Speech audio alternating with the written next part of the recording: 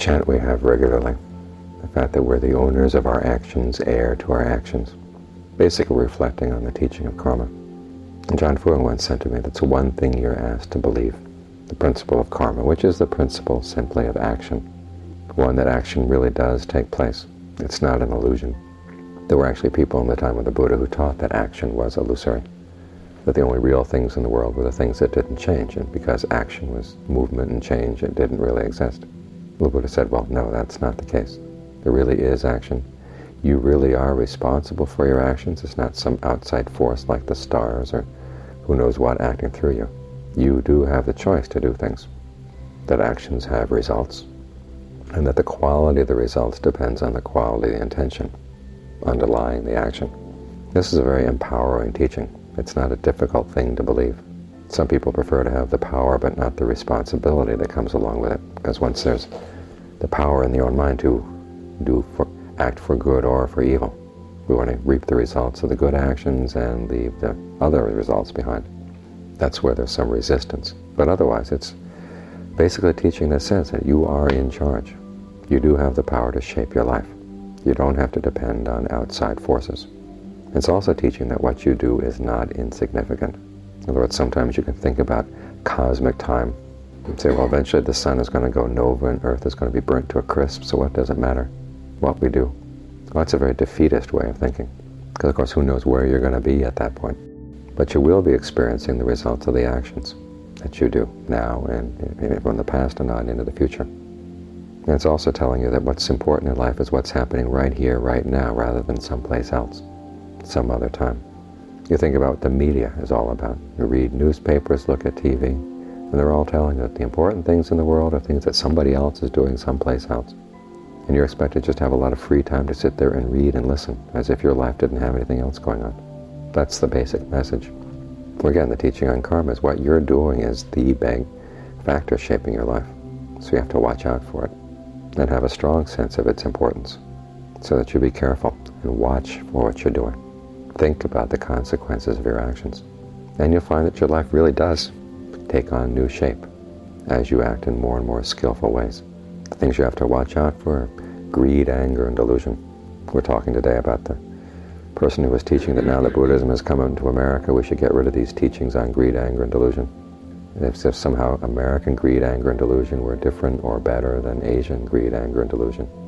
It's all pretty much the same. And all leads to all kinds of suffering. So to watch out for these things, we really have to train the mind. Action here is not just an element of what you do and what you say, but it also covers what you think. And of course, what you think is what's going to determine what you do and what you say. The intentions that come in and start shaping your life come out of the mind, which is why the central part of the practice is practice and meditation like we're doing right now, working with the mind, training the mind. In the same way you have a vine that you would like to train in a particular direction, where you keep bending it, without letting it snap, but directing in the direction that you want it to go. And you find that acting properly in terms of your words and deeds is a lot easier if your mind is on good terms with itself, which is why we work so much with the breath. Because the breath can provide a comfortable place for the mind to be, a place where it gains strength, a place where it rests, gains nourishment. It has an impact both on the body and on the mind. And as the mind gets a greater sense of well-being, being with the breath, just sitting here, watching the breath for a while, letting go of everything else that tends to weigh on the mind.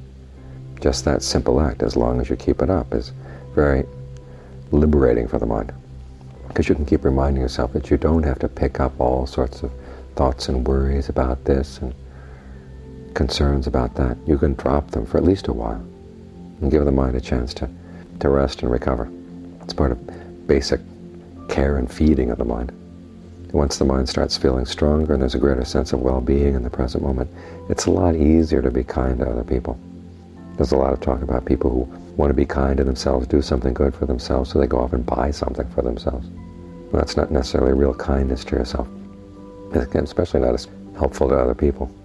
But if you can find ways of being kind to yourself simply by the way you breathe, learn how to take advantage of this resource you've got, because otherwise it goes unused.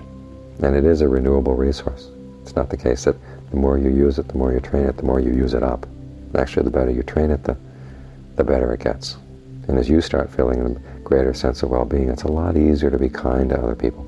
It's a goodwill that comes out of a goodwill for yourself, and just naturally overflows without you having to worry about who you're kind to and what your motivation is. Because if there's not this internal sense of well-being, there's going to be a sense of calculation. Well, if I help this person, that person will help me.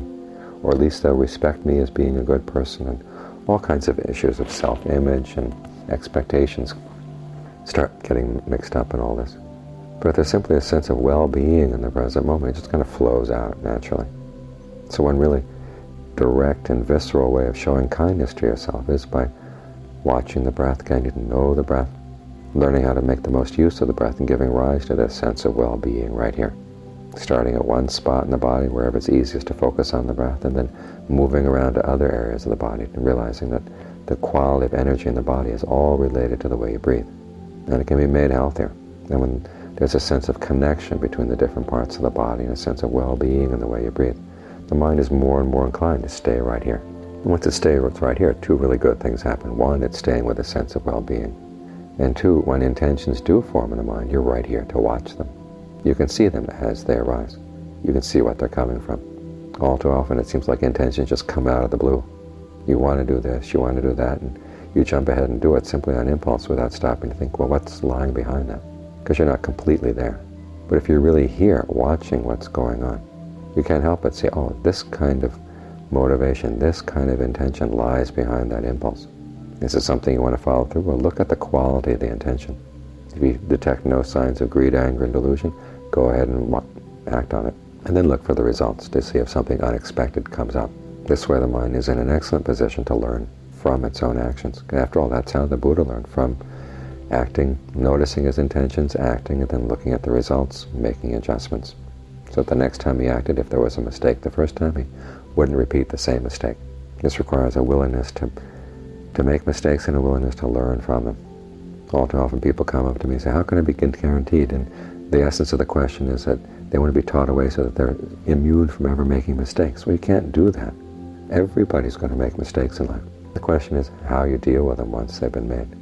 And again, if there's a sense of well-being that comes both from the meditation and from your resolve to do what is most skillful, resolve to stick with that intention, to keep it in mind, and to be alert for any times that you stray away from it, the sense of well-being makes it easier and easier to not be too harsh with yourself, but at the same time not to be too lenient. You begin to find the right level of being the teacher, the right times to use the carrot, the right times to use the stick. And this way the meditation becomes a basis not only for just a good place to rest the mind from time to time, but it develops a center that you can use throughout life, and particularly to get to know what's going on in the mind and bring peace to all the warring factions inside you. Like I was saying this morning, it's like there's a committee in there and they have all kinds of agendas. But if you approach it from the point of view of a person centered, well-nourished, energized through the meditation, it's a lot easier to sort through the issues, to see which voices you want to identify with or at least take up with at any particular time, and see through the various smoke screens and other issues that create problems within the mind. The Buddha said that the ultimate source of quarrels and problems in the world is from the mind's ability to complicate things. Use the word papancha. And the complication comes through various levels of self-deception inside. So as you learn how to peel away those levels of self-deception, a lot of the issues just get resolved. And again, when you put the mind in a state where it is centered and balanced here in the present moment, and it's easier to look at your thoughts objectively, look at your intentions objectively, and sort things out inside. Once things are well sorted out inside, there are no issues at all. Kindness and compassion come naturally out of a mind like this. So when you want to look after the world, the first place to look after is right here inside.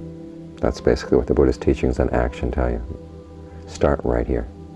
Straighten this factor out. Once this factor is all straightened out, then you're creating no more issues for the world. And you're actually a helpful influence, a helpful energy in the world. It's a helpfulness that comes not from neurosis or codependency or anything, but just simply a natural expression of well-being. As one of the texts calls it, an ornament to the mind. Just a natural expression of the goodness that you've developed within.